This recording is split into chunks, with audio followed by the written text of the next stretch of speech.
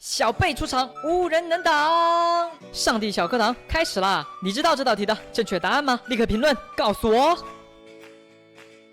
小贝光荣榜发布啦，看看榜上有你的名字吗？最近啊，我们的小菜鸟啊迷上了饲养宠物，哈哈！大家看，小菜鸟这一起床啊，家里面就有一只可爱的小猫咪在旁边等着它呢。小菜鸟起床之后啊，打算啊再去寻找一个别的小宠物。一只小猫咪啊，还是有点形单影只。我们小菜鸟想去森林里面看一看，还有没有别的小宠物可以抓呢？不过在我的世界里养一个小宠物，确实可以排遣很多无聊的时间啊，而且不会觉得那么的孤单。我们小菜鸟深入的这个大森林，然后突然发现了，哇塞，这里有好多的小狼啊！哇，小菜鸟如果你能养一两只这个听话的小狼跟着它，那不是有趣多了？哇，我们小菜鸟用一根骨头非常成功的驯服了第一只小狼，然后这小狼啊脖子上就有一个红色的小项圈，这就说明它已经是被驯化了的。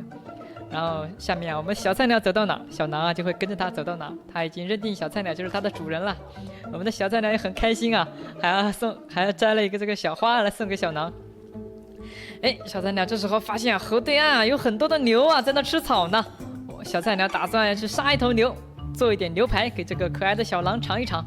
哈哈，我们小菜鸟啊对这个宠物啊还是蛮好的啊。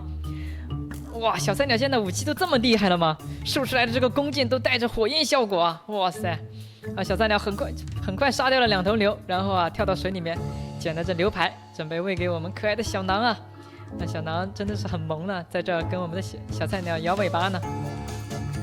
小菜鸟看来现在这个小宠物养的还是很溜的，家里头一只猫，然后在野外啊又很轻松的驯服了一只狼。现在有一只小猫，一个小狼狗，我们小菜鸟的日子啊应该会有趣多了。这时候我们小菜鸟回到家里啊，把他的小猫也叫出来了，快走，我们带着小猫和小狼一起出去溜达溜达。哇，这小猫很聪明啊，好像很通人性啊，小菜鸟一指挥它就立马明白了，就是跟着小菜鸟出门了。哇塞，小伙伴们，你们是不是看了这视频之后也会很想要去我的世界生存模式里面驯养2只小宠物呢？哇，感觉立马就是在玩另一个游戏了，非常的有趣啊。我们小菜鸟这时候带着小猫小狗啊前往海边，看来他是想要去海边沙滩上度假游泳吗？小菜鸟还是挺会享受生活的。不过他不知道的是啊，有一个暗藏的危机正在等待着他。哇，这时候从海里面突然爬上来一只蓝颜色的苦力怕。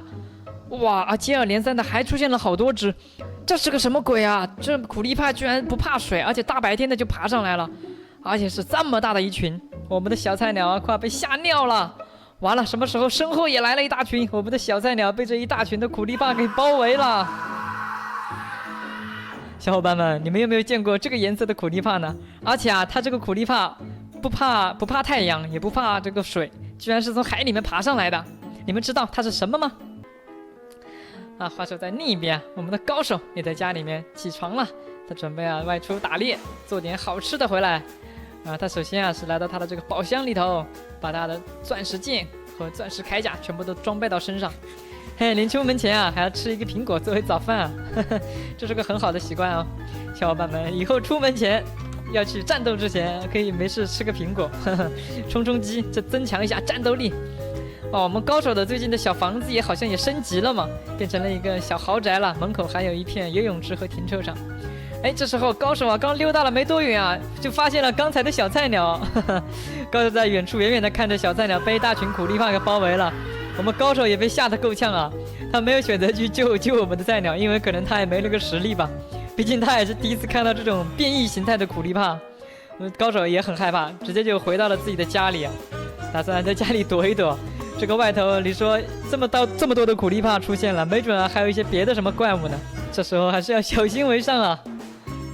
就在我们高手在家里躲着的时候好像情况也不太对啊。哇塞，这些苦力怕也太厉害了吧，他们仿佛嗅到了高手的气味来到了高手家门口完了，我们的高手位置暴露了。我们高手今天异常的怂发现了一只苦力怕之后立马打算逃跑，可是刚出门就发现完了，已经太迟了，他已经被这些苦力怕给包围了。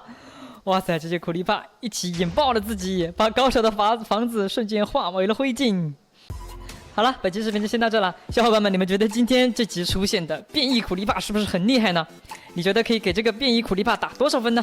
欢迎在视频下方留言告诉我哦。喜欢我视频的小伙伴，记得给我的视频点赞并关注我。我们下期再见，拜拜。